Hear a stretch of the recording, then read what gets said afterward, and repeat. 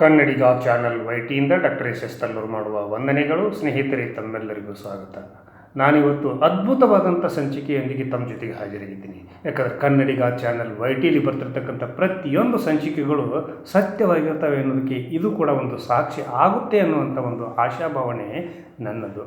ಹೀಗಿರುವಾಗ ಜಗತ್ತಿನಲ್ಲಿ ಶ್ರೀಮಂತರ ಆಗಲಿಕ್ಕೆ ಅದೇನು ತೊಂದರೆನೇ ಇಲ್ಲ ಅನ್ನುವಂಥ ಒಂದು ಪರಿಸ್ಥಿತಿ ನಿರ್ಮಾಣ ಮಾಡಿರ್ತಕ್ಕಂಥ ಒಂದು ಊರು. ಆನಂತರ ಆ ಊರಿನಲ್ಲಿ ನಿಜಕ್ಕೂ ಕೂಡ ಲಕ್ಷ ಸಂಪಾದನೆ ಮಾಡ್ತಿರ್ತಕ್ಕಂಥ ಜನರು ಕೋಟ್ಯಾಂತರ ಜನ ಇದ್ದಾರೆ, ಲಕ್ಷಾಂತರ ಜನ ಇದ್ದಾರೆ. ಅವರು ತಮ್ಮ ಬಾಳಿಗೆ ಒಂದು ಬೆಳಕಾಗುವಂಥ ಒಂದು ತಮ್ಮ ಕನಸಿನ ಉದ್ಯೋಗಗಳನ್ನು ಕೈಗೊಂಡು ಸುಖ, ಶಾಂತಿ, ನೆಮ್ಮದಿ ಹಾಗೂ ಸಂತೃಪ್ತಿಯಿಂದ ಜೀವನ ಮಾಡಿಸ್ತಿರ್ತಕ್ಕಂಥ ಸುಂದರ ಒಂದು ಊರು ಅದು ಆಗಿದೆ.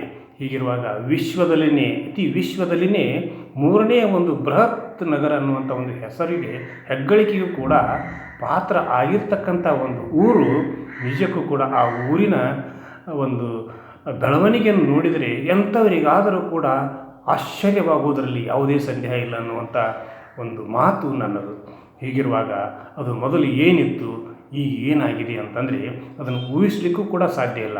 ಯಾಕಂದರೆ ಸಿಂಗಾಪುರ ಹಾಗೂ ಜಪಾನ್, ಟೋಕಿಯೋ ಹಾಗೂ ನ್ಯೂಯಾರ್ಕ್ ಹೀಗೆ ಹಲವಾರು ಬೃಹತ್ ಪ್ರಮಾಣದ ನಗರಗಳು ಇದ್ದರೂ ಕೂಡ, ಸುಂದರವಾದ ನಗರಗಳು ಇದ್ದರೂ ಕೂಡ ಉದ್ಯೋಗವನ್ನು ನೀಡಿ ಜನರ ಒಂದು ಬದುಕಿಗೆ ದಾರಿದೀಪ ಆಗಿರ್ತಕ್ಕಂಥ ವಿಶ್ವದ ಮೂರನೇ ಒಂದು ದೊಡ್ಡ ಊರು ಅನ್ನೋದು ಅದು ಎಲ್ಲರಿಗೂ ತಿಳಿದಿದ್ದ ವಿಷಯ ಅಂತೇಳಿ ನಾನು ಭಾವಿಸ್ತೀನಿ. ಆದರೂ ಕೂಡ ಆ ಊರಿನಲ್ಲಿ ಎಂತೆಂಥ ಕೆಲಸಗಳಾಗ್ತವೆ, ಎಂತೆಂಥ ಒಂದು ಬದುಕನ್ನು ಕಂಡುಕೊಂಡಿದ್ದಾರೆ. ಯಾಕಂದರೆ ಅಲ್ಲಿ ನಿಜಕ್ಕೂ ಕೂಡ ಒಂದು ಗುಂಟೆ ಒಂದು 30-40 ಸೈಟ್ ತೊಗೋಬೇಕಂತಂದರೆ ಕೋಟ್ಯಾಂತರ ರೂಪಾಯಿ ವ್ಯಯಿಸಬೇಕಾಗಿರ್ತಕ್ಕಂಥ ಪರಿಸ್ಥಿತಿ ನಿರ್ಮಾಣವಾಗಿರ್ತಕ್ಕಂಥ ಸಂದರ್ಭ ಈಗಾಗಿದೆ ಅನ್ನುವಂಥ ಮಾತನ್ನು ಕೂಡ ಈ ಸಂದರ್ಭದಲ್ಲಿ ನಾನು ಉಲ್ಲೇಖ ಮಾಡಲಿಕ್ಕೆ ಬಯಸಿದ್ದೇನೆ.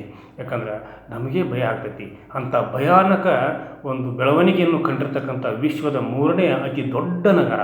ಆ ನಗರ ಈ ರೀತಿ ಬೆಳೀಲಿಕ್ಕೆ ಏನು ಕಾರಣ ಅಂತಂದರೆ ಅಲ್ಲಿ ಯಾವ ಉದ್ಯೋಗ ಇಲ್ಲ ಅಂತ ಕೇಳೋದೇ ಬೇಡ. ಯಾಕಂದರೆ ಅಲ್ಲಿ ಕಸ ಗೂಡಿಸುವವರಿಂದ ಹಿಡಿದು ಟಾಪ್ ಮೋಸ್ಟ್ ಉದ್ಯೋಗಗಳನ್ನು ಮಾಡ್ತಿರ್ತಕ್ಕಂಥ ಸಾಕಷ್ಟು ಉದಾಹರಣೆಗಳು ನಮ್ಮ ಕಣ್ಣು ಮುಂದೆಯೇ ಇದೆ. ಹೀಗಿರುವಾಗ ಆ ಊರಿನಲ್ಲಿ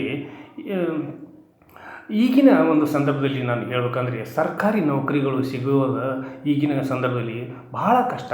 ಯಾಕಂದ್ರೆ ಯಾರ್ಯಾರಿಗೂ ಹೋಗಿ ಏನೇನೋ ಹೇಳ್ಕೊಬೇಕಾಗಿರ್ತೈತಿ, 108 ಬಾನಗಡಿ. ಆ ನಂತರ ಅಲ್ಲಿ ಸಾಕಷ್ಟು ಲಂಚಗಳು ಹಾಗೂ ಇನ್ನೂ ಏನೇನೋ ವಸೂಲಿಬಾಜಿ, ಹೀಗೆ 108 ತಾಪತ್ರಯಗಳಿರ್ತಾವೆ.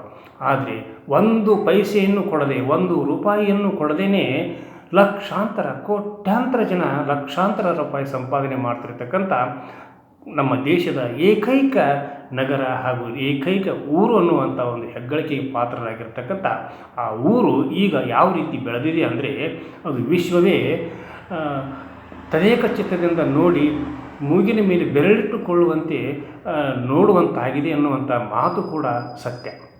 ಹೀಗಿರುವಾಗ ಅಲ್ಲಿ ಆ ಒಂದು ಊರಿನಲ್ಲಿ ಈ ಪ್ರಮಾಣದಲ್ಲಿ ಉದ್ಯೋಗಗಳು ಸಿಗಲಿಕ್ಕೆ ಕಾರಣ ಯಾರು, ಆ ಕಾರಣಕರ್ತ ಮಹಾಪುರುಷ ಯಾರು ಅನ್ನೋದನ್ನು ಕೂಡ ನಾವು ತಿಳ್ಕೋಬೇಕು.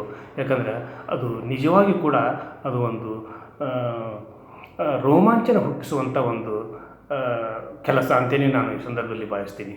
ಹೀಗಿರುವಾಗ ಆ ಊರಿನಲ್ಲಿ ನನ್ನ ಮಗನೇ ಹಾಗೂ ನನ್ನ ಸೊಸೆಯಲ್ಲಿ ತಮ್ಮ ಬದುಕನ್ನು ಕಂಡುಕೊಂಡಿರ್ತಕ್ಕಂಥ ಒಂದು ಸುಂದರವಾದ ಬದುಕನ್ನು, ನೆಮ್ಮದಿಯಿಂದ ಇರುವಂಥ ಜೀವನವನ್ನು ಕಂಡುಕೊಂಡಿರ್ತಕ್ಕಂಥ ಆ ಊರು. ಹೀಗಿರುವಾಗ ಅಲ್ಲಿ ಎಂತೆಂಥ ಉದ್ಯೋಗ ಸಿಗ್ತಾವೆ ಅಂತ ಬೇಕಾದವ್ರು ಕೇಳಿದರೂ ಕೂಡ ಸ್ವಲ್ಪ ನೀವು ಇಂಜಿನಿಯರಿಂಗು ಅಥವಾ MBA ಅಥವಾ MCOM, BCOM ಹೀಗೆ ನೀವು ಏನಾದರೂ ಒಂದು BCA MCA ಕಲ್ತವರಾಗಿದ್ದರೆ ನೀವು ಲಕ್ಷ ಗಂಟಲೆ ಸಂಪಾದನೆಯನ್ನು ಮಾಡ್ಬೋದು, ಲಕ್ಷ ಗಂಟಲೆ ಸಂಬಳವನ್ನು ಕೂಡ ಅಲ್ಲಿ ಪಡಿಬೋದು. ಹೀಗಿರುವಾಗ ಅಂಥ ಒಂದು ಬೃಹತ್ ಉದ್ಯೋಗಗಳನ್ನು ತಂದು ಆ ಊರಿನಲ್ಲಿ ಗುಡ್ಡೆ ಹಾಕಿರ್ತಕ್ಕಂಥವ್ರು ಯಾರು ಅನ್ನೋದು ಕೂಡ ಅಷ್ಟೇ ಮುಖ್ಯ.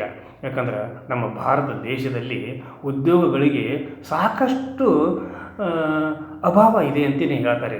ಆದರೆ ವಿದ್ಯಾವಂತರಿಗೆ ಹಾಗೂ ಪದವೀಧರರಿಗೆ ಉದ್ಯೋಗ ಮಾಡಲಿಕ್ಕೆ ಸರ್ಕಾರಿ ನೌಕರಿನೇ ಏನು ಬೇಕಾಗಿಲ್ಲ, ಸರ್ಕಾರಿ ನೌಕರಿನೇ ಮಾಡಿ ನಾವು ಬದುಕನ್ನು ಕಟ್ಕೊಳ್ಬೇಕಾಗಿಲ್ಲ ಅನ್ನೋದನ್ನು ಜಗತ್ತಿಗೆ ತೋರಿಸಿಕೊಟ್ಟಂಥ ಏಕೈಕ ವ್ಯಕ್ತಿ ಈ ಊರಿಗೆ ಅಂಥ ಉದ್ಯೋಗಗಳನ್ನು ತಂದಂಥವರು ಅನ್ನುವಂಥ ಮಾತನ್ನು ಕೂಡ ನಾನು ಹೆಮ್ಮೆಯಿಂದ ಹೇಳ್ಕೊಳ್ಳೋದಕ್ಕೆ ಇಷ್ಟಪಡ್ತೀನಿ. ಯಾಕಂದರೆ ಭಾರತ ದೇಶದಲ್ಲಿ ಸಾಕಷ್ಟು ಜನ ರಾಜಕಾರಣಿಗಳು ಆಗಿ ಹೋಗಿದ್ದಾರೆ, ಹಾಗೂ ಅವರೆಲ್ಲರೂ ಕೂಡ ಏನಾದರೂ ಒಂದು ಕೊಡುಗೆಯನ್ನು ನೀಡಿನೇ ಹೋಗಿದ್ದಾರೆ. ಯಾಕಂದರೆ ಯಾರೋ ಬಂದ ಪುಟ್ಟ ಹೋದ ಪುಟ್ಟ ಅನ್ನುವಂಥವ್ರು ಯಾರೂ ಇಲ್ಲ. ಹೀಗಿರುವಾಗ ಈಗ ಉದಾಹರಣೆಯಾಗಿ ನಾವು ಯಾರು ಬೇಕಾದವ್ರ ಹೆಸರನ್ನು ತಗೊಂಡು ಕೂಡ ಅವರಿಂದ ಏನಾದರೂ ಒಂದು ಕೆಲಸ ಕಾರ್ಯಗಳು ಸಾಧನೆಗಳು ಆಗೇ ಆಗಿದ್ದಾವೆ ಅನ್ನುವಂಥ ಮಾತನ್ನು ಕೂಡ ನಾನು ಹೇಳಬಲ್ಲೆ. ಹೀಗಿರುವಾಗ ಈ ಊರಿನಲ್ಲಿ ಇಂಥ ಬೃಹತ್ ಪ್ರಮಾಣದ ಉದ್ದಿಮೆಗಳನ್ನು ಸ್ಥಾಪಿಸಲಿಕ್ಕೆ ಕಾರಣಕರ್ತರು ಹಾಗೂ ದೂರದೃಷ್ಟಿಯನ್ನು ಉಳ್ಳವರು ಹಾಗೂ ಒಂದು ವಿಚಾರವನ್ನು ಹೇಳ್ತೀನಿ, ನಮ್ಮ ದೇಶದಲ್ಲಿಯೇ ಕ್ರಾಂತಿಕಾರಕ ಬದಲಾವಣೆ ತಂದಂಥವರು ಅನ್ನೋದನ್ನು ಅವ್ರು ಯಾರು ಅನ್ನೋದನ್ನು ಕೂಡ ನಾನು ಮುಂದೆ ಹೇಳ್ತೀನಿ. ಹೀಗಿರುವಾಗ ಈ ಒಂದು ವಿಚಾರ ಅವರಿಗೆ ಹೊಡೆದಿದ್ದೇನೆ ಸುಮಾರು 25-30 ವರ್ಷಗಳ ಹಿಂದೆ. ಈಗ 25-30 ವರ್ಷಗಳ ಹಿಂದೆಯೇ ಅವರಿಗೆ ಇಂಥ ಉದ್ಯಮಗಳು ಬಂದರೆ ನಮ್ಮ ರಾಜ್ಯದಲ್ಲಿ, ನಮ್ಮ ಊರಿನಲ್ಲಿ ಸಾಕಷ್ಟು ಪ್ರಮಾಣದಲ್ಲಿ ನಾವು ಉದ್ಯೋಗಗಳನ್ನು ದೊರಕಿಸಿಕೊಡ್ಬೋದು, ಸಾಕಷ್ಟು ಪ್ರಮಾಣದಲ್ಲಿ ಅವರು ಸಂಪಾದನೆ ಮಾಡಿ ನೆಮ್ಮದಿಯಿಂದ ಜೀವನ ಕಟ್ಕೋಬೋದು ಅನ್ನುವಂಥ ದೂರಾಲೋಚನೆಯಿಂದ ಅವರು ಇಂಥ ಒಂದು ಬೃಹತ್ ಕೆಲಸವನ್ನು ಮಾಡಿದರು. ಹೀಗೆ ಮಾಡಿರ್ತಕ್ಕಂಥ ಏಕೈಕ ನಮ್ಮ ರಾಜ್ಯದ ಮಹಾನ್ ವ್ಯಕ್ತಿ ಅವರು.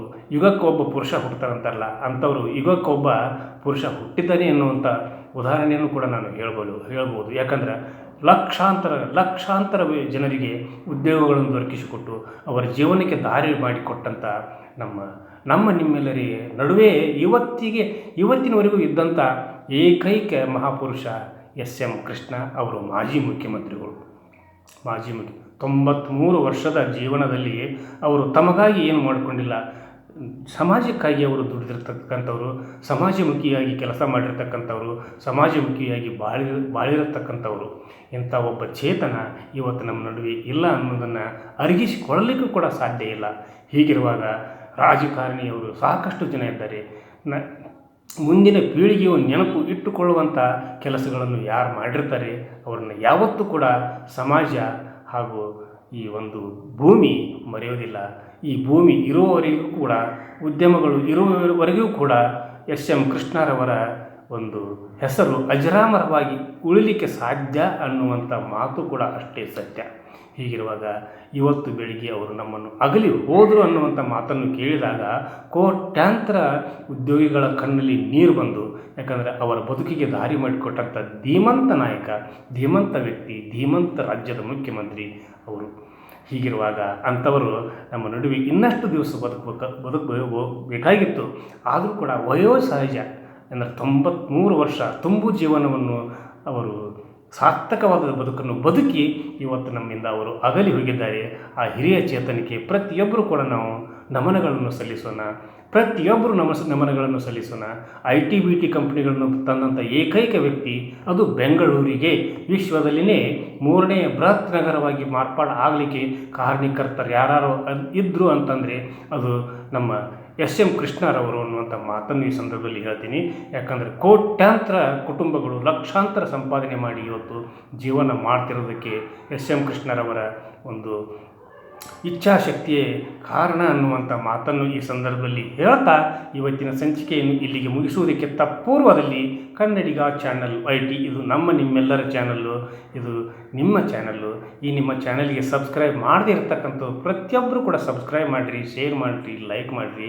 ನಿಮ್ಮ ಪ್ರತಿಯೊಬ್ಬರಿಗೂ, ಕರ್ನಾಟಕದ ಪ್ರತಿ ವ್ಯಕ್ತಿಗೂ ಈ ಸಂಚಿಕೆ ತಲುಪಿಸುವಂಥ ಕೆಲಸ ಕಾರ್ಯಗಳನ್ನು ಮಾಡ್ತೀರಾ ಅನ್ನುವಂಥ ಒಂದು ಆಶಯದೊಂದಿಗೆ ಇವತ್ತಿನ ಸಂಚಿಕೆಯನ್ನು ಇಲ್ಲಿಗೆ ಮುಗಿಸ್ತೀನಿ. ನಾಳಿನ ಸಂಚಿಕೆಯೊಂದಿಗೆ ತಮ್ಮ ಜೊತೆಗೆ ನಾನು ಹಾಜರಾಗ್ತೀನಿ. ಅಲ್ಲಿವರೆಗೂ ನನ್ನ ನಮಸ್ಕಾರ.